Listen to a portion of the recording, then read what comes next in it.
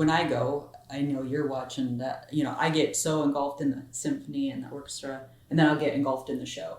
And then you go, dear heavens, they're still playing. Like, this is so long.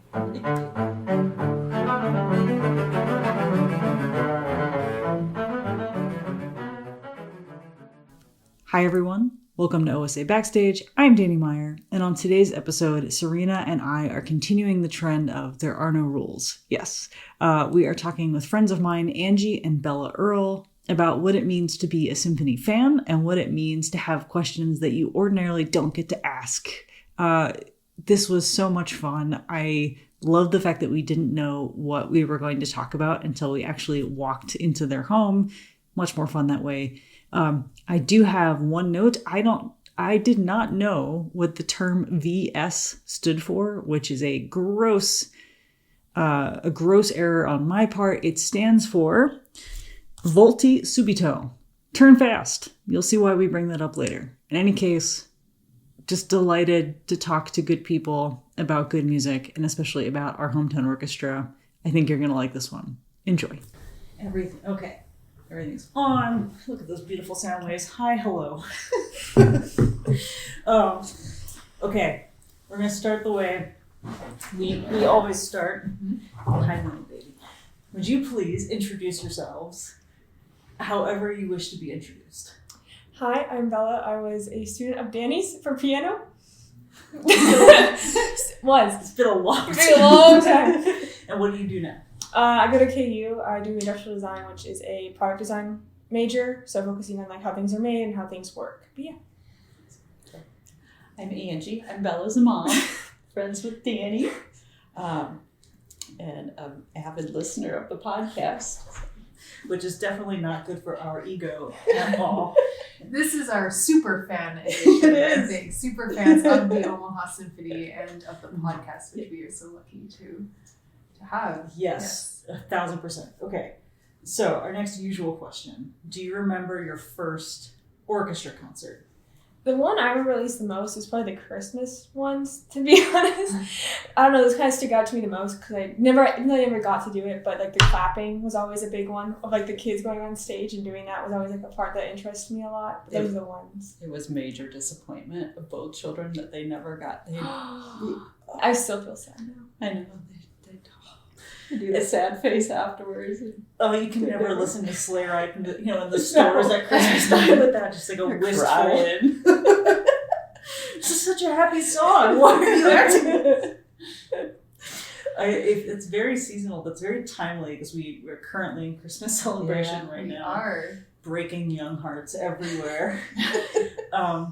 You can play along at home, by the way. It's just not the same. It's going to be a Christmas present this year.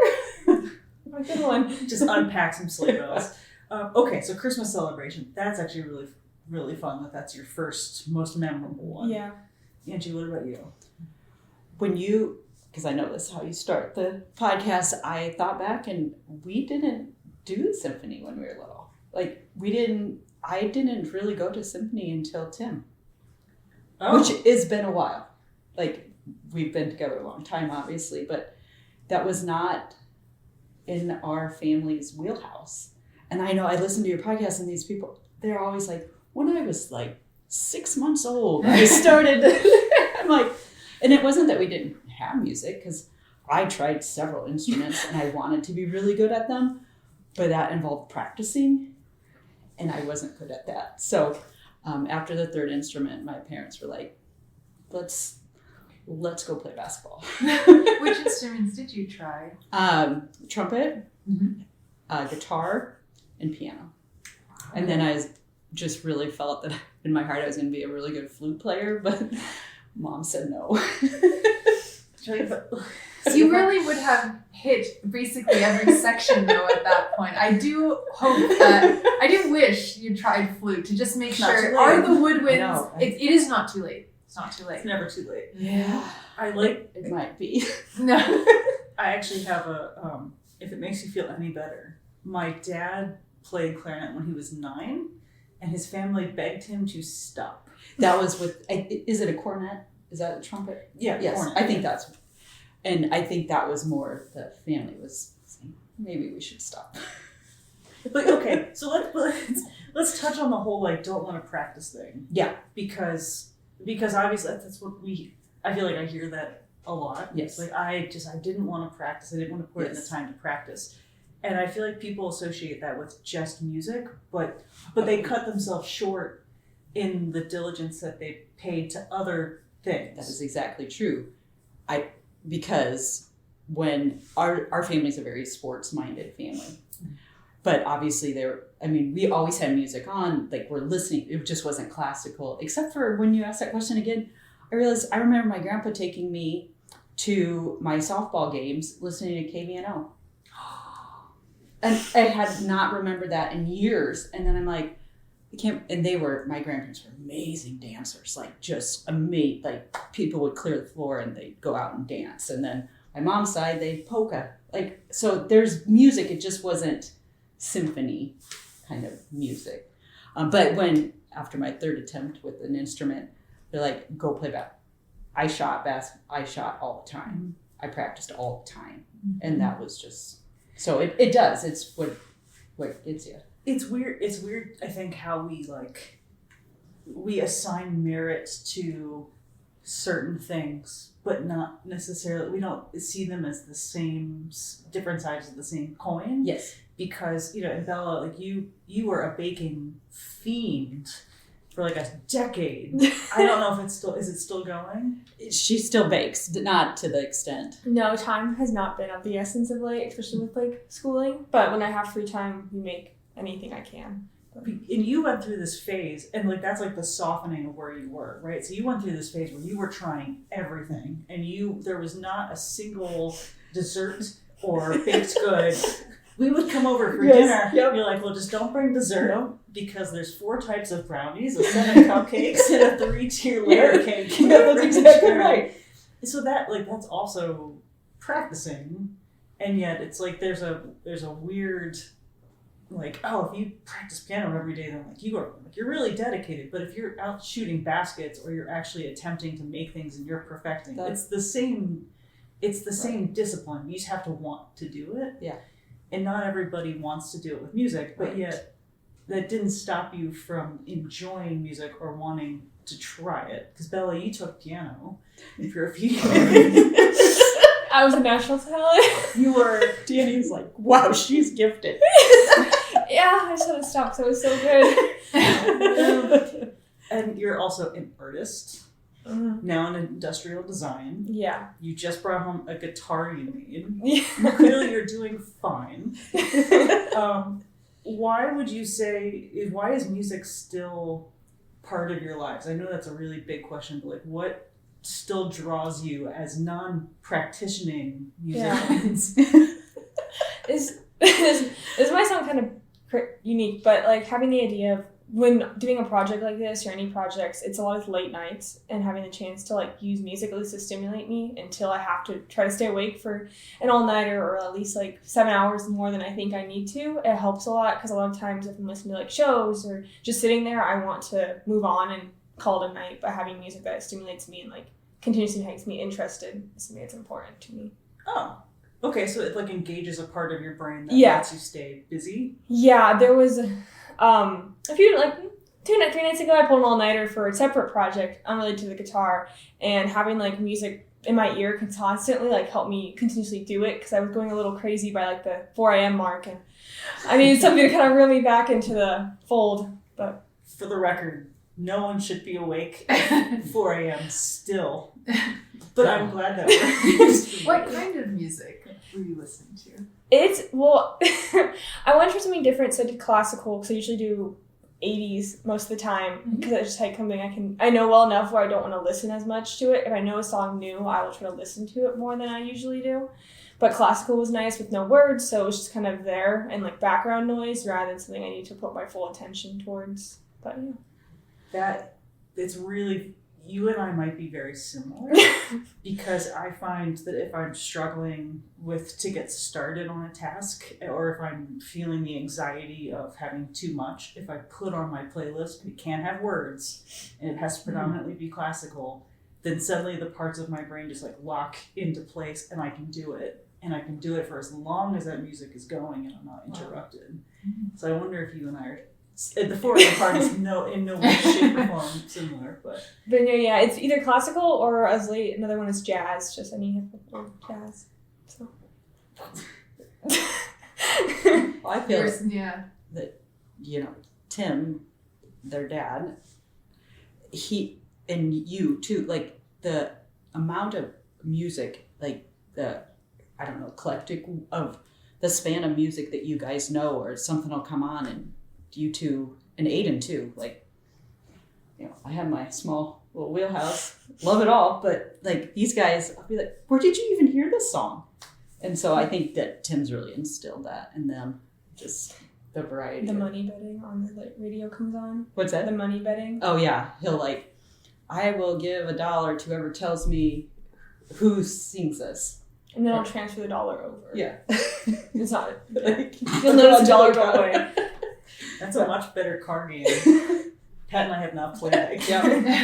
Yeah. Okay, so Angie, how about you? Like, why do you? It was obviously music was important enough for you to try 3 different instruments, and obviously you'll start flute lessons soon. Yes, obviously. But you knew that you wanted your kids to play piano for at least try it, Yeah. right? And you guys still come to symphony concerts. So Yes. what makes you want to come hear the orchestra? I know I text you every time I think afterwards, and I'd be like, I just am in awe. Like, I just am blown away. Like, I watch a baseball game or a basketball game, and yeah, I can come up with a lineup, I can come up with a play score, but I don't know how the heck you guys, it just blows me away. It's so amazing, it's so beautiful, it's so emotional. I can't even put it into words what it is when I met it. Like, it's just, I don't know, it's just amazing. So when you come to the hall, you're looking for something completely different than what you get on a regular basis. Is that fair? Yes, I think that is. And I think when I don't know if this answers your question, but when you are there, the appreciation of what you hear on the radio is so different. Or when, like the Harry Potters, or when you go and you see, you're like, huh, that's what made that noise in the show. I did not know that. Like, the appreciation is on such a higher level. And like I said earlier, I am symphony for dummies. Like, I don't know the technical stuff. I don't understand. I just know what it does to me personally when I walk in there and I get to see it and I get to hear it and feel it. Yeah. So I'm interested for you, because I feel like I'm completely different, where I don't know, maybe we're the same, where if there's music playing, I get so distracted. Like, I cannot work. I can't either. Right? I don't understand. I can't do the background, all that. Like, it becomes very consuming. Yes. So when you go to a symphony show, does something shift? Does it change where that does somehow take up all your attention in a way? Like, it goes from something that's background and is just barely there for you. Does that shift, or how do you experience a show? For me at least, especially with the Harry Potter one, which is the most recent one, was the idea of like I'd like to look more at the orchestra rather than the actual screen, and I like to see where people go from place to place, of what instruments are like in the most popular sections and which ones are working the most at which times of the movie. So that's where my interest to, which is like peering around the actual stage and realizing who was playing and who was waiting for their cue. But yeah. Okay, because I also get that, but that happens to me at like weddings or the grocery store. My brother, when he got married, he had a DJ doing a classical hits playlist as part of his reception, which I loved, except that they had shuffle on, and he was picking from things like Also Sprach Zarathustra and Beethoven and Rachmaninoff Paganini variations and Grieg Peer Gynt. And so we would be going from like this really beautiful Vivaldi something to suddenly In the Hall of the Mountain King. And Pat and I could hear just enough, and I'm like gripping the table for you. Twitching a little. This is not what I had in mind.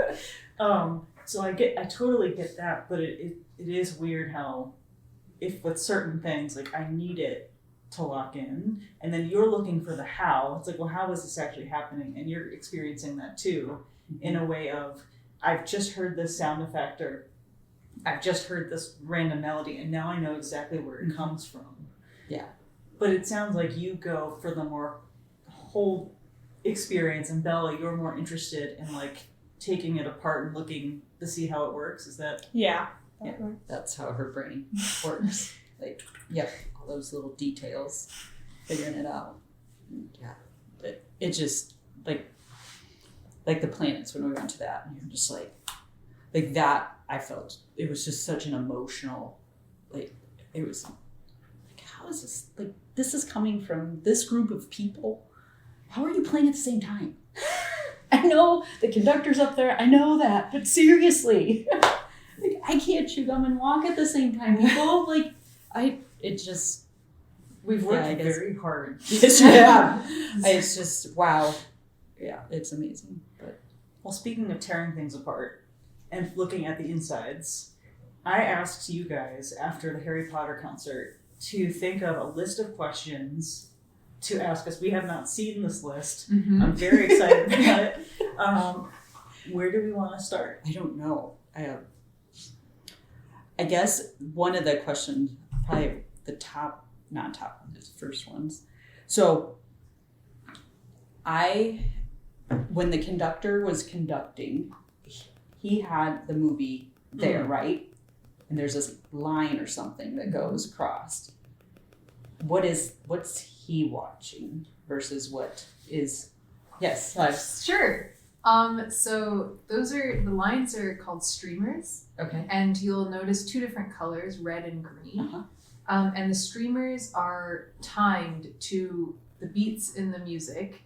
So they can always check against what the orchestra is playing, what you hear and you sound, and what should be happening at any given moment to make sure that things are on time. And that's especially helpful because music's never all just in one speed throughout the movie. So as things speed up and slow down, it's hard to really gauge those subtleties. And because things in movies are so specifically timed for a very specific moment to happen, right when a scene is happening, often these tempo changes are really subtle. So that really helps keep track. And then the big red ones are usually for big hits that need to happen in a very specific moment. Like, all of a sudden the sound cuts off in this one moment because you have this, effect, that startles the audience. Or in Star Wars, an explosion is going to happen, and so the music needs to kind of happen at a specific point. So it's a visual check mark.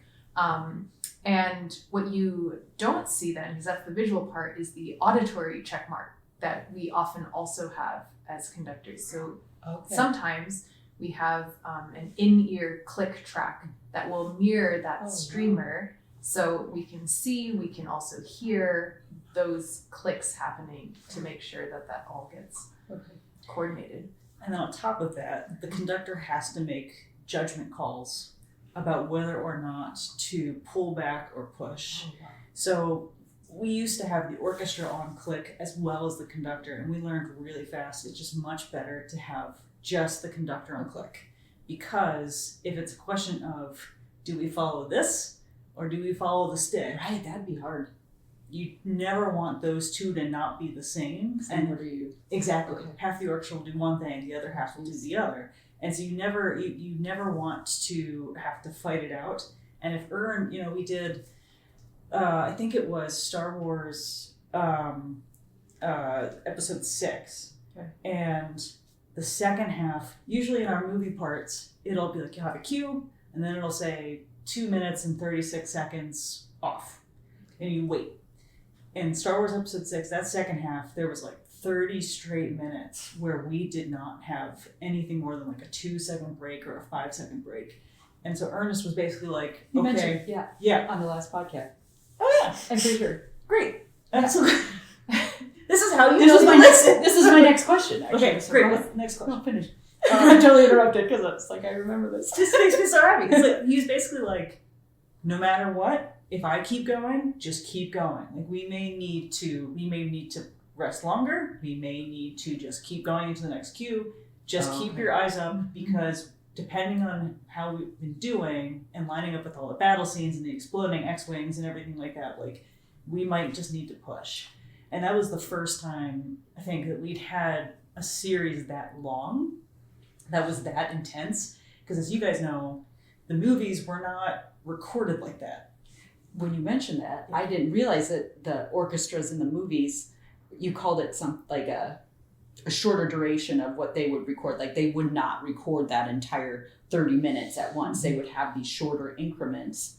So you guys have to be absolutely exhausted. Yep. That's the thing with that's the thing with those with the movies is Mm-hmm. that kind of focus. And we were just Yes. before we turned on the record for podcast, you know, we're talking about okay, the difference between the first three Harry Potter movie music versus the last ones. The first ones are more, you know, upbeat, going along with the mood of the film and all this stuff, and then you've got the atmospheric music. Another reason why the atmospheric music is so difficult is the level of focus that takes. I'm not saying that the other stuff doesn't require that focus, but there is a little more stimulation, as you say, you know, where like things are happening, going on. But the level of focus that you need to create that atmospheric music for so long is its own challenge. Yes. It becomes a Harry Potter symphony as opposed Yes. to a cue. And so we're used to, you know, even with like the longest symphonies in the repertoire, which some of them are in the 75 to 90 minute range, you still have breaks in between movements, you have measures off, you have different themes. If you're literally just creating a mood, it saps your focus energy. Yeah. So I think what's the biggest thing is how phenomenal orchestras have to be to do it. And that's one of the things I appreciate about Ernest is he does tell us on a regular basis, it is amazing that you can do this, that orchestras like us can actually accomplish this and make it sound good and make it sound like it should in the movie. Mm-hmm. When I go, I know you're watching that, you know, I get so engulfed in the symphony and the orchestra, and then I'll get engulfed in the show. And then you go, dear heavens, they're still playing. Like, this is so long. It just, so when you guys prepare for something like that, is it different than what you would prepare for like a different program? Or do you be like, because I don't know, if, like Harry Potter was Saturday night too, right? Mm-hmm. And then Sunday. Do you be like, I'm tapped out for Sunday, someone else has got to take this? Or you go, I just got to buck up and here we go again. You buck up and Yeah. you go again. At least like our rehearsals now for these movies are usually a double day on Friday. So we do Friday afternoon, Friday evening rehearsal. And at least we have Saturday off of rehearsing it, and then we perform that night. So whatever you do during the day, like Pat will definitely tell you, he adjusts his routine based on how his face is feeling. Sure. So if he needs to save his lips embouchure for that evening, he's not going to do 2 or 3 practice sessions during the day. He's going to like wind that down or adjust it. Okay. And then I might just do my warm up and then touch spots. We have the greatest hits version of practicing. So whether it's Star Wars or it's Mahler or whatever, it's I had a fun moment years ago where we were doing Macbeth, and I realized as I was flipping through it that I, in my head, called it Macbeth's greatest hits. It made me laugh. So you're literally just paging through like, oh, that's hard, review that. Paging through like, oh, that's tricky, review that. Okay. So you ignore 90% of the piece. And focus in on those skills. Yeah. Okay. Just like I'm sure in a basketball practice, you know which skills you need to kind of focus on, Sure. or what skills or what things you might want to do the day of to make sure you're best prepared. Right. You know, you're not going to go through like every aspect of the game, I'm sure. or Here's how I whatever. dribble. Right, exactly. Right. Like there's That's a great. Yeah, right, that because makes you sense. know Yeah. you can do that Yeah. with enough stretching. And we have the same thing where we know we can do certain things in the music. Our favorite thing to do, usually we'll put like a little star or a little X on the line that needs practicing. Okay. So you flip through and you find the X, so you stop and then you flip, you flip, you find the next X, and then you. X is both treasure and pain. Speaking of dribbling, I said like you don't go practice your dribbling, but I will say the first thing I do now when I pick up the instrument is I remind myself how to play the instrument, and so it's a scale. Okay. and it's slow, and it is very much like, all right, here's how I dribble, and then Like it gets your brain ready Yes. to do what you need to do. yeah, Okay. and then 10-15 minutes later, then I can go to find the hard spot and practice the hard spot. So Practicing your 3-pointers. What do you guys do at intermission? Do you like just totally depends. Yeah, totally depends. okay? Yeah, Totally. it's if I'm already tired and I know we have it's okay, chug the Gatorade, dump the ice over your head, walk, get back out there and like find what you need on the second half. If it's a big concert, like usually at the start of a concert, if I have enough time, I'll go through the whole concert before the performance starts. But if it's a really big blow, then I will only do the first half before the first half and only do the second half. Because then you feel like, maybe it's superstition, I don't know if you're like this either, I feel like if I haven't looked it over.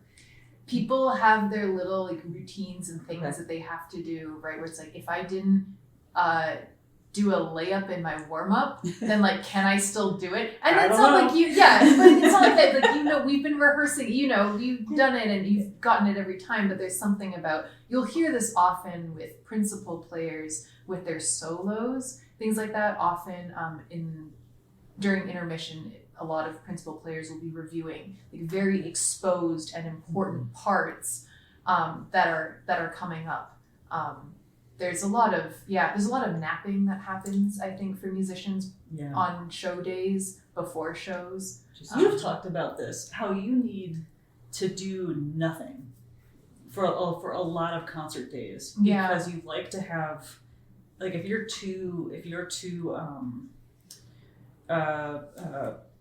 productive with other things, it's like you don't have the mental capacity to also. Yeah.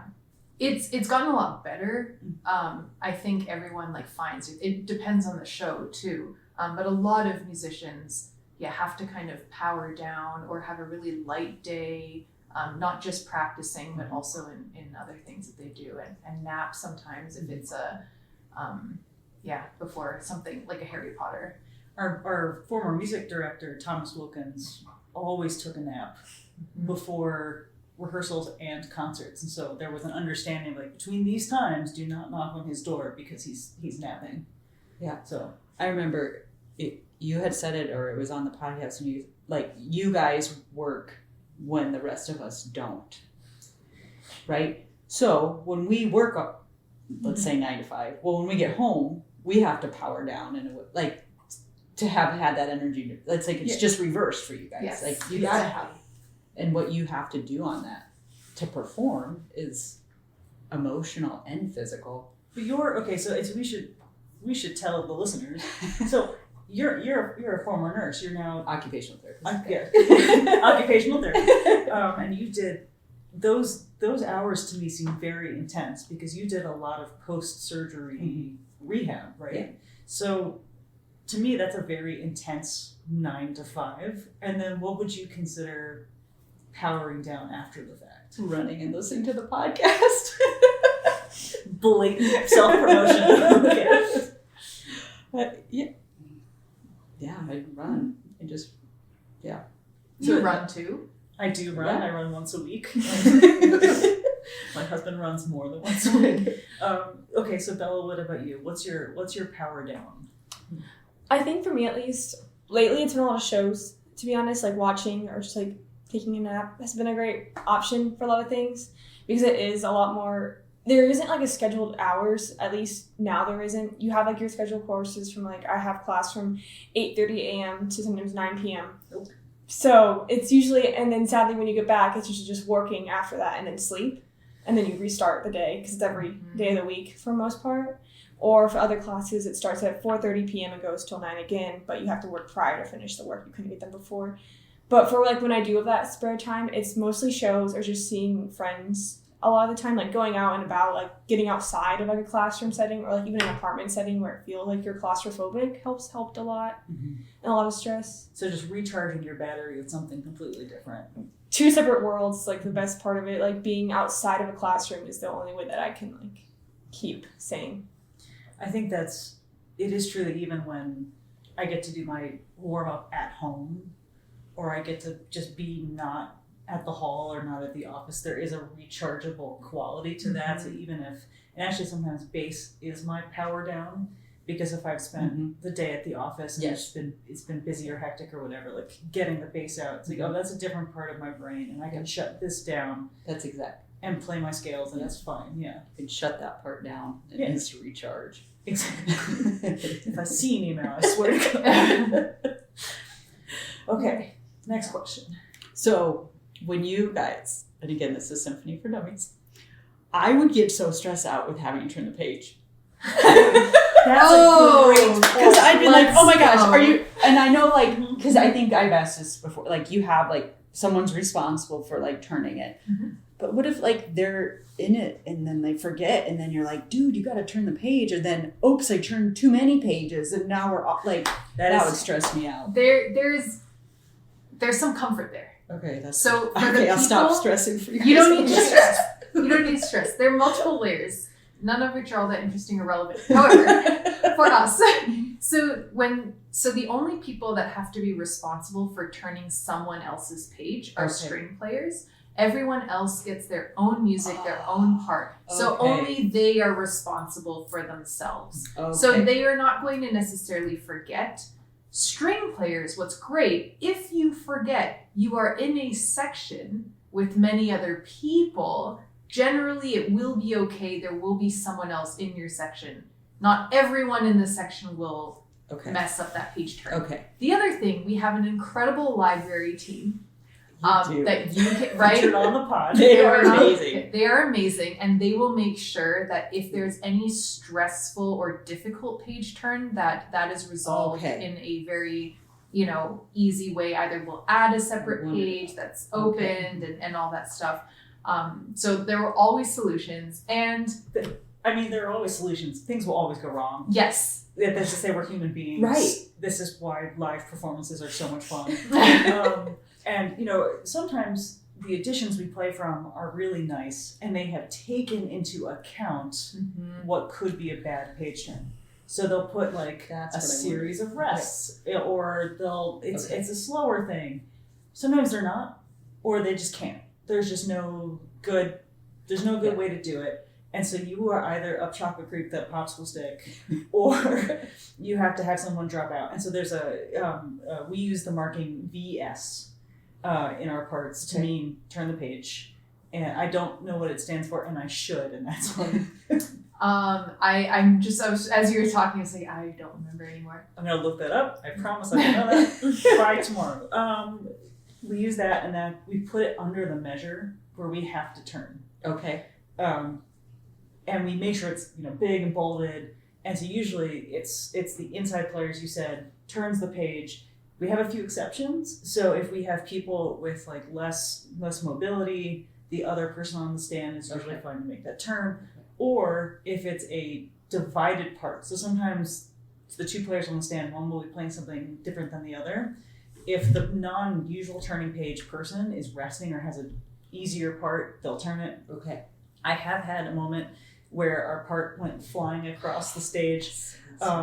It was a stressful page turn, and it was a very intense moment. And so he went for the turn, but he just didn't release it. Oh no! And so it went. Whoops! And it was during a performance, and it was one of those things where I was sitting second stand, and so I couldn't like, sometimes if it's a bad page turn, I can look at what Nate and Bobby are playing over their shoulder, and I can play that while I wait for the page to turn.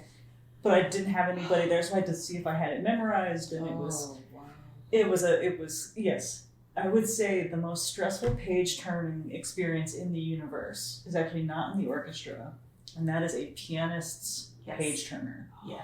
There is no worse job in the musical universe than that. You cannot make a concert better. You can only make it worse in that position. I played in a master class once, and we were doing this theme and variations, and some of the repeats were being taken and some of them were not, as well as having to go back to the beginning. And I think I made the wrong choice every time, where every time there wasn't a repeat, I didn't turn the page, so the pianist had to turn. Or when there was a repeat, I had turned the page, so she had to turn it back. And then the one time where we had to go back to the beginning, I didn't do that either because I had no idea I had to go. So then she was there turning, and so I was completely not just useless, but actively creating problems for the pianist who was doing their best. And it's like, you're supposed to be making my life easier. And here I am being like, nope, turn a page you weren't expecting to turn. This was never yeah, exactly. Oh, you think it's, and when like they're fixing your mistake, I had a pianist just like smack a page. Yes. It was so loud, just like ka-thunk. Because they see it turn, they're like, no. And it makes such a sound, and everyone in the room knows that was your fault. Oh, that's brutal. Or like I'll nod when it's because so if anyone finds out that you've played piano, you automatically become like the page turner for the studio. That's what happened at school. Like, oh, you grew up like would you mind? I'm like, oh great, I would much rather sit and watch you, Ian, from the seats. But sure, I'd love to page turn your recital. But like I'll nod when it's time for you to turn. But some people naturally nod as they play. Mm-hmm. So then it's like, okay, we're a couple bars out, and like maybe you're nodding, maybe you're not. You're holding it. You're doing this thing where you look back and forth, nodding, page, nodding. Where are we still in the music? Where are we still in the thing? Is he nodding? Is he nodding it? You gotta do a little test to see if he nods more vigorously. Trying to make sure you're not grabbing too many pages. Yeah, they're like kind of making it move, and they're kind of annoyed that the page is moving. It's just horrible. Like, look, the lotion I have on is not conducive for this. This is a last minute request. You're like, if you have a flowy top on, you're like shut that down. Like, make sure that it doesn't like go out onto the piano. Mm-hmm. Oh, poor Manny Axe. Okay, so I had to page. Emmanuel Axe is one of the greatest pianists of all time. He played with us a couple seasons ago, and he did some chamber music after his concert with us, and I used to play piano, so I was asked to turn pages. And we had just finished Brahms 2, and I smelled like I had just played Brahms 2. There's no other way to describe it. I did not have extra deodorant on me. And so not only was I like clamping down the flowy shirt, but I was also like doing this. I'm like, I'm so sorry. I'm so sorry. Like, I'm a sweaty, disgusting nightmare, and I'm in your personal space. I have deodorant in my locker at the hall from here on out. Should any one of us? Yes. You have a backup. There's nothing worse than being a page turner. Keep. Yes. Well, this is the answer to every question. And it fulfills my stress for the piano. That definitely is what I envisioned for everyone out there. If you ever get to, it definitely does not feel that stressful in orchestra. In orchestra, even if I'm turning pages, it is such a I've practiced this so many times. Yeah. Usually turn the corners too, like they're all crimped and things like yes, we do that. Yeah. Do you have questions? My main was just kind of like you mentioned how people can have different sets of music even though they have the same instrument a lot of the time. Mm-hmm. How is that kind of divided up? And is it like choosing what you want to do, or is it more like you're given this and you have to play this section like push? So I actually have a great story for this. You are told, but I didn't know that at first. So when I was 12, I got to play for the Wilmington Community Orchestra in Delaware because they did not have a bass player. So I started bass at 9, and then we moved to Delaware from Buffalo, New York, and there's not really an orchestra program, or there wasn't like a super robust orchestra program, and so this community orchestra needed a bass player, and they were like, fantastic, you practice, you'll be fine. So I got to play real music. All music is real music, but instead of like high school or middle school arrangements, I got to play Beethoven 7 and Prokofiev and Bizet. Like, it was amazing. I didn't realize how amazing that was until I was older. Right. But that was also my first time seeing a Beethoven symphony part, which often has the cello and the bass on the same page. And that's because they used to play the same exact part, like Mozart and Haydn's time, you were playing together. The bass is naturally an octave lower than the cello, even when the notes are written the same. So that's why they would just put them together instead of writing them out separately, right? Beethoven was one of the first composers to start giving bass players their own stuff, but they were often on the same page, so just like you'd have a double bar, cello part on top, bass part on the bottom. And we're playing Beethoven 7, and I didn't know this. And all I know is that it's the second movement, the most gorgeous Beethoven second movement ever written, the most famous one, right? The march, the funeral march. And I thought it was a choose your own adventure. And I wanted to play the melody. And so for the first rehearsal, I'm playing the melody because I want to. It's pretty. Choice. That was my choice. It's a choose your own adventure. It's right in front of you. Why wouldn't you? They put it right there. Yeah. Thank you. I've read those choose your own adventure books. I know perfectly well that I, can do what I want. And the conductor had to stop rehearsal. I was like, and he very nicely and diplomatically said, I need someone on the bass line. Danielle, would you please do that? And then I found out later that you don't get a choice. You just play the bass line. Now, it sounds much better when there is a bass line in Beethoven 7, so I realized I was important regardless. Now that I'm an adult and I know better, even when it's two bass lines as opposed to cello or bass, the outside player most often takes the top line, the inside player most often takes the bottom, except if there's extension work. So that's where you have the extension on top of the instrument that takes your lowest string down from an E down to a low C or a low B in some cases. I don't have that extension. So if I'm somehow on the bottom line for something, I will often go up to the top line because that usually doesn't involve that, and I'll switch with whoever I'm sitting with. Okay. Yeah. So you learn the rules. Someone just needs to tell you the rules. So when you say on the outside, like where you guys are situated? Exactly. So each stand has an outside, inside, and it's literally just... Okay, for the stand. Got it. Okay. Exactly. How is that decided usually where people are placed? It's usually you audition for a very specific spot in the orchestra, and then sometimes there's some rotation. Some orchestras do a whole rotational system too. Maybe this is like some fun fact to do, but like I think it's the Boston Symphony that does a rotation where the first couple of stands remain the same, kind of like the concertmasters, the section leaders, and then within the section they will, for kind of a quarter of the year, play in a specific spot and then play in a different spot. But it depends on the orchestra. In this orchestra, generally, it's you audition for a seat. If you are a substitute, then it goes by like your spot on the list and things, just to fill the other spots that we need filled in the orchestra. So it can change depending on the piece and the cycle.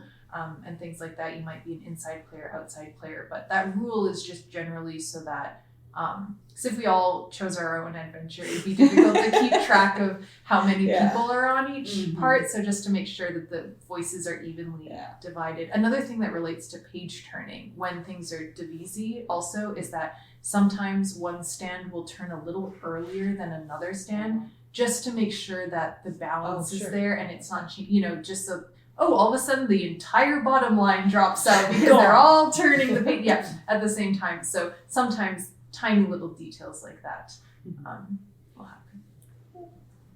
That's my main one. That's your one. We've touched on this before, but like each section has like principal, assistant, like how is that? Can you go through that again? How that's set up? So it's again dependent on the orchestra, and the violin section is kind of the trouble child in the sense of their rules do not necessarily apply to the other section. There's every section, with the exception of the first violins, has a principal. Most orchestras will have either an associate or an assistant principal, which means the second chair. Okay. And that's true of winds, brass, percussion. So the principal player is the leader of the section. In some cases, depending on what instrument they are, they will also be the leader of like their instrument group, or in the concertmaster's case, the entire orchestra. So you're not just head of the violins, you are like the musical head of the family.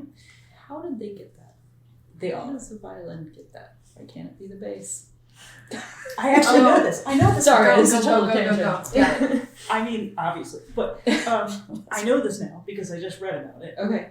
because before there were conductors, people led from the keyboard or from the first violin, and it was the easiest person to see in the ensemble. Okay. And like they usually like because the keyboards, the way they were designed back then, harpsichord or pianoforte, it's not like so Christy Zanuka, our principal keyboardist, is in the back on the grand, and she's like the loudest thing in the orchestra if she chooses to be, because between her and the instrument lays waste, right? Mm-hmm. Well, maybe bass trombone is a close second, right? But harpsichords and pianofortes were not that loud at all, so they would stick those in the very center in the front of the orchestra, where the conductor would Mhm. stand. Yeah. And so the conductor at the time would play from the keyboard, and sometimes be timed, but sometimes just you were expected to listen and play along, and then that role would go back and forth with like the first violinist, and then that naturally became the concertmaster,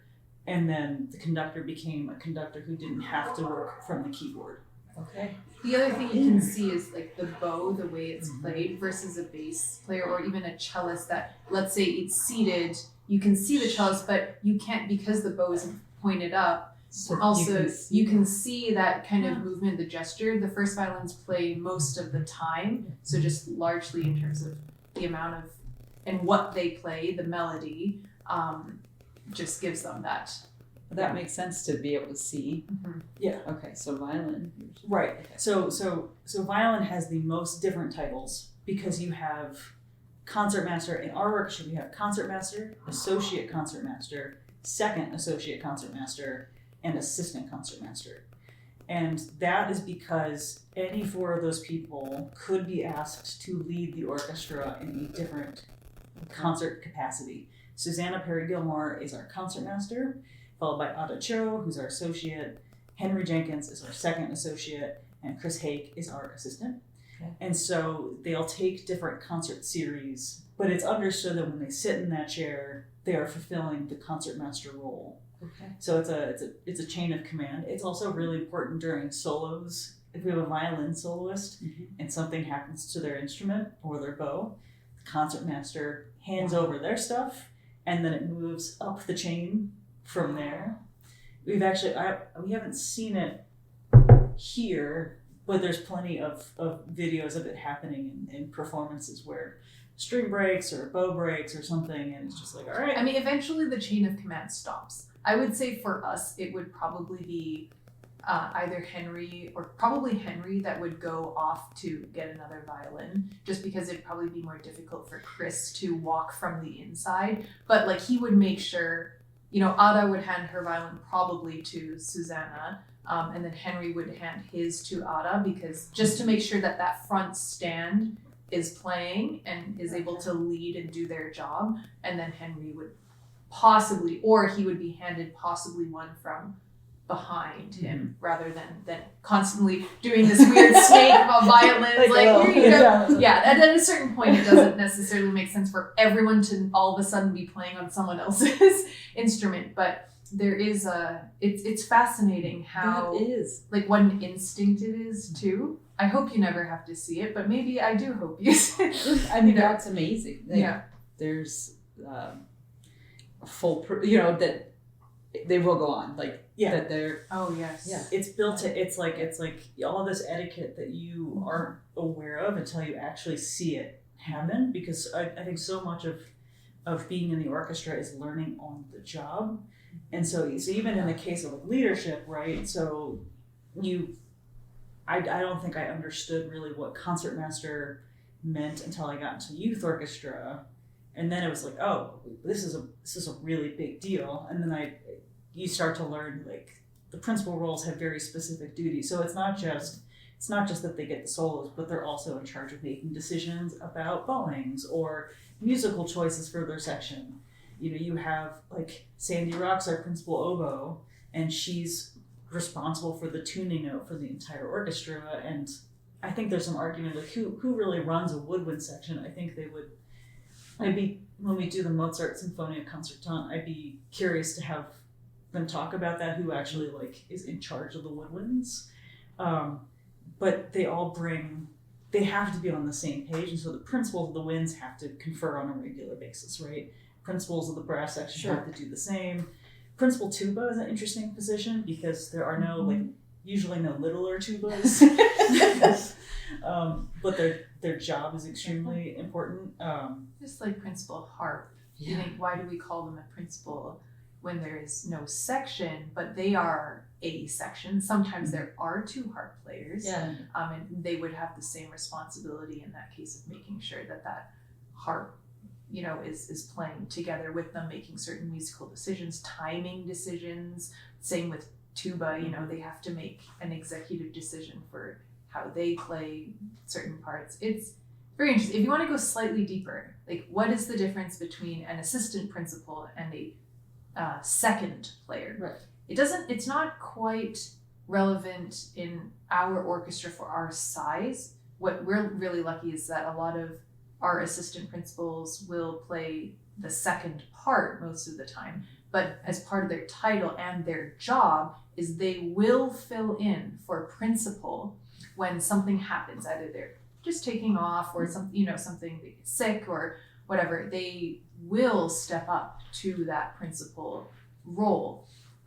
In another orchestra, for example, that has a 3-person woodwind section, for example, the second player wouldn't necessarily step up to the principal position. They might then hire another player to play principal, and they would kind of exclusively stay in the second in that role.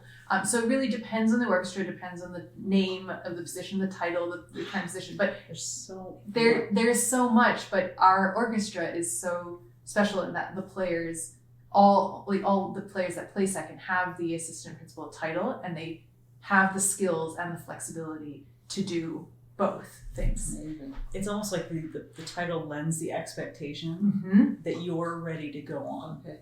So almost like a stand-in for a musical or an understudy for it, and if we That's used to part have of the job. Right, exactly. When an instrument does break mid-show, how is it usually dealt with, especially if it's not as easily replaceable? We actually had this happen years ago. There was it was like a freak accident, and one of our basses fell on stage during a pop show, and poor James Giles. He was in our combo, so it was a Bernstein on Broadway show, and so he needed to keep going. His part was the most important bass part, and so our principal at the time gave James his bass and then hauled the broken bass off stage to assess the damage. Oh. Yeah, it's a totally things do happen, and I think there's just that gut instinct is okay, well, what does the show need to keep going? Yeah, and then you figure it out from there. There is a joke that's not really a joke, but it's if I fall, catch my instrument. Oh, sure. Yeah. And my teacher, he found out that he had AFib because he passed out during a Mozart piano concerto. And unfortunately, he was the last one in his section, and so there was no one to catch the instrument. So he actually got, quote unquote, lucky because the instrument fell on him. So the bass... We would consider that very lucky. I was where are the quotes coming from? Yeah. Mm-hmm. It would be that's the best case scenario. Yeah. He was really, really lucky because he had 2 different styles of extensions. He had 2 instruments, and one had an extension that you might see on Nate or Bobby's bass. It's a wooden extension and has wooden levers, right? My teacher's other bass had what we called the machine, which was a steel contraption that if that had hit him, he would have needed stitches. Wow. So he got lucky twice over, and he's doing great. Glad he's doing well. His bass as well. His bass as well. He's fine.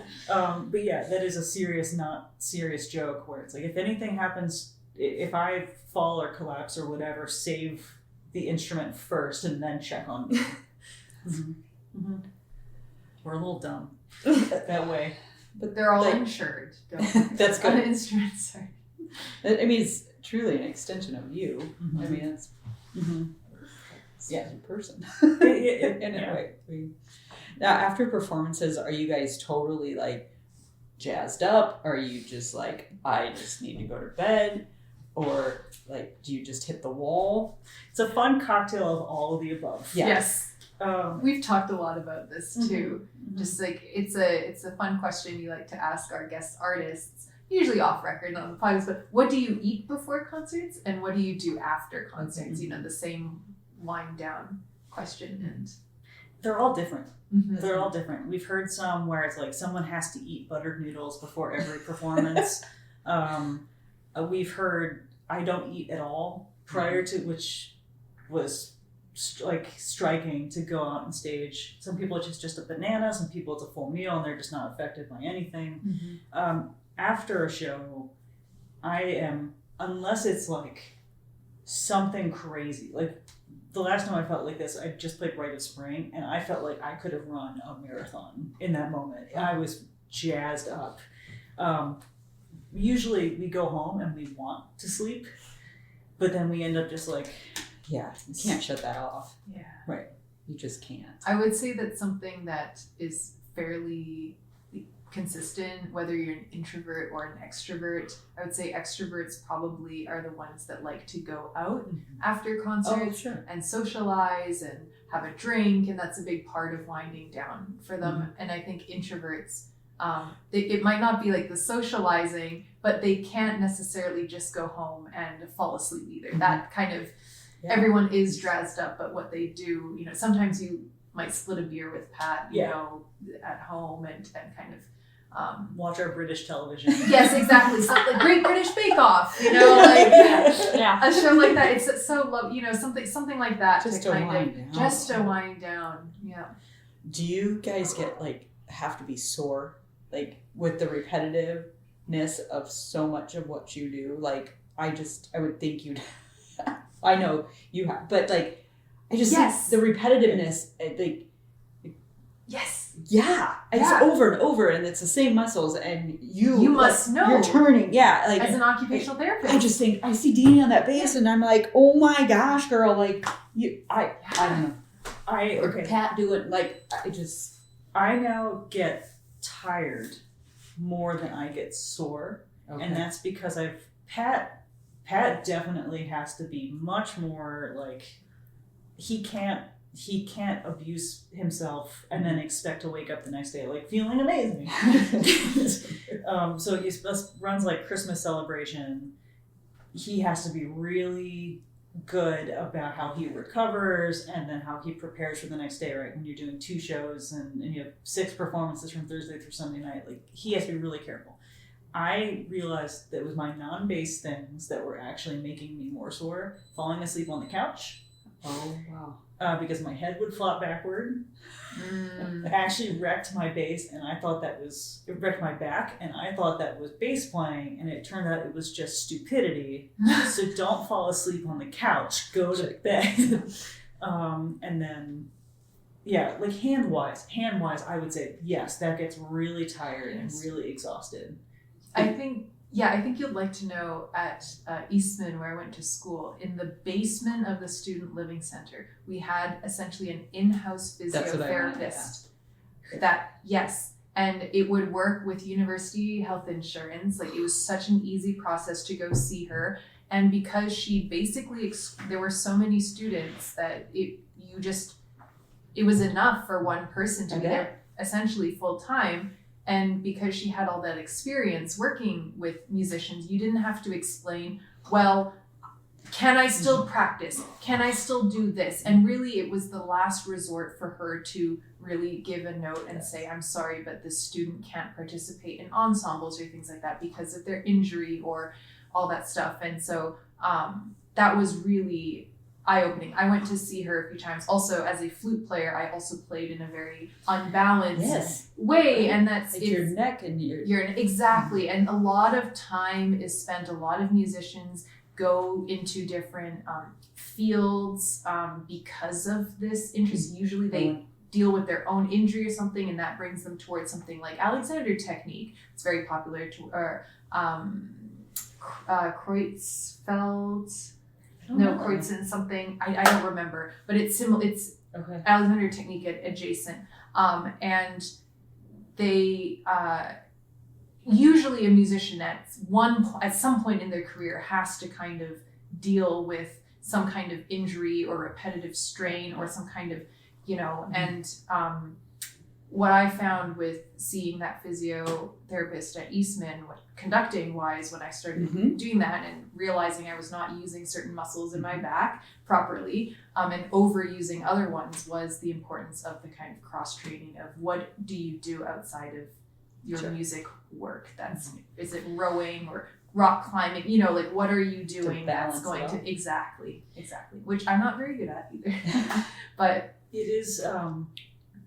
I have been told that if in the absence of a physiotherapist that understands musicians, the next best thing is an athletic PT, because it's the same idea. It is. It truly is. Like you don't want to be. I was actually watching a video about back injuries today. It's like you don't want to immediately jump to the conclusion of I'm done, I'm cooked, I've ruined myself, I've broken myself. It's like, well, okay, like take a beat, assess, and then let's actually figure out what bad habits you've ingrained in yourself, because most of the time, like you said, it's like you just don't know what you're doing or you're not doing because you've gotten so used to the movements that or you're falling asleep on the couch or that.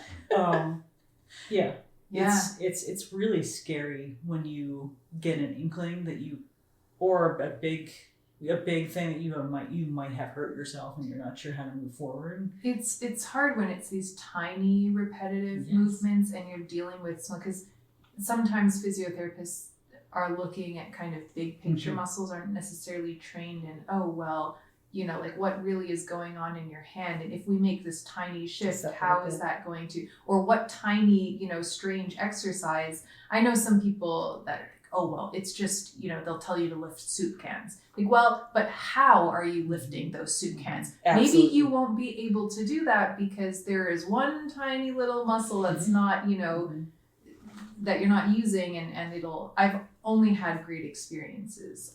And it's such a repetitive, and I think when, going to this, you realize how physical it is. Especially the bass. It's just so physical. But that to me, my real injury is that I borrowed Nate's bass for an opera, and my collarbone is already jacked up from playing bass since I was 9, but then I jacked it up more by playing a ginormous instrument that was not meant for me for 2 weeks in a row, and it was a mistake, and it's so like my bass in comparison, this is exactly as it should be. I pick up any other instrument, like, hell do you do? How nothing makes sense. This would be a nightmare.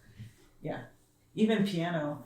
I had to play piano recently, and most of the accompaniment was in the lower half of the piano, and so I realized I was leaning this way to deal with that, and I'd get up and what's going on? My back is not in a good piano. Sitting. Yeah. So, okay. This has been very fun. This has been just so much fun. So I want to close with our usual question. I didn't tell her what the usual question is. Yay! Surprise! Because I wanted it. I've been thinking, but she has it. All right, Bella, we're going to start with you then. Okay. You had 30 minutes, on stage, and you had access to all the instruments or positions, and you could do anything without any consequences. What would you try? I don't know which one it is, but there's one in the very back corner on like the top right. It's like a whole bunch of drums or something. Timpani. Yeah, I think that's the one I would just mess around with. I don't know, something like I could hit. Sounds enjoyable. When you mentioned your comment, and because of this final question, I didn't mention this earlier, but you said you liked watching everyone move and all that. And I thought percussion must be so interesting because they are constantly moving to all their different instruments. That's the ones I watch the most. Yeah. They have a zone defense. Yes. They're going on there. That would be awesome. Yeah. Yeah, that'd be the one I think. That or the harp. The harp is it's Yeah. much louder than you think it is. Sitting next to harp is always an education. It's the one that scares you the most, to be honest. The harp, just how big it is, and I feel like I could break it really easily for some reason. Isn't that a weird dichotomy that, or maybe just juxtaposition is the better word? It's like it's so big and yet it seems weirdly the most fragile. Yes, like you're not like sure if you should touch it. But if you watch, they're going for those strings. They're ripping the thing. Oh yeah, it's great. So timpani or harp? Okay. Angie, This has been hard. I've been thinking about it since you asked. And it would, like, I think I'd like to conduct. Yes! I think you are the first conductor, finally. You know, we had a conductor Finally. who picked 4 minutes and 33 seconds, but like, are you conducting 4 minutes? No, they just wanted to do it for that is amazing. Do you bass is really cool too. Like, I think my feelings are no, seriously. I watch you and I think, it's amazing. But then you go, that conducting, like, that is, I can barely corral 2 children. And you are controlling this whole symphony. I will say the advantage most conductors have is the ingrained belief that we're supposed to do with this. Yes, That would Which help you. children never take Children for do granted. Yep. Sorry, not sorry. You're not really supposed to like make me. Bases I want. You're voluntarily, like, you Yes. want to put it versus wanting is not. Can you imagine if a conductor was like, bass section, please, more quietly at letter T, and someone just like, make me. Whatever. I mean, Go into my room. I would say I'm sure there has been an orchestra that has I bet. pulled that. There I'm sure kind has of to the be, like- stories way back in the day when the dynamic was very different. Some of the stories I think are quite funny. Tales from, I don't think it was, I'm not going to say any names of orchestras, but I'm sure. I'm sure that they're just Especially attitude unreasonable requests Yes. too, right? From conductors who thought they could, make certain unreasonable requests. But yeah, I love that. I hope we can make that happen. Do you have a Who knows what it would sound like? Do you have a piece? Is like, No. you just Don't love. know. I'll have to think about that again. I love that. So that's fantastic. It's mesmerizing to realize that whatever you are doing there, it is somehow telling everyone else what to do. It's just amazing. I mean, not telling, that isn't the right word. But it's Keeping everyone together, or what? We're suggesting. Suggesting, there you go. We are. Like, We're it's just- suggesting. Not telling, that's such a strong word, but Yeah. suggesting, like keeping that amazingness going. I would probably pick the same thing. Would you? Yeah. Just because there is that moment where it's, my 7th grade orchestra teacher let us conduct in 30-second increments, and it was like the power, which is probably why I shouldn't conduct. I want to see that too. No one wants to see that. Thank you both. Thank you. So much. Oh, that was so much fun. It was a blast. Yeah. Nice job, guys. Oh my god, that was hysterical. Angie, we're gonna be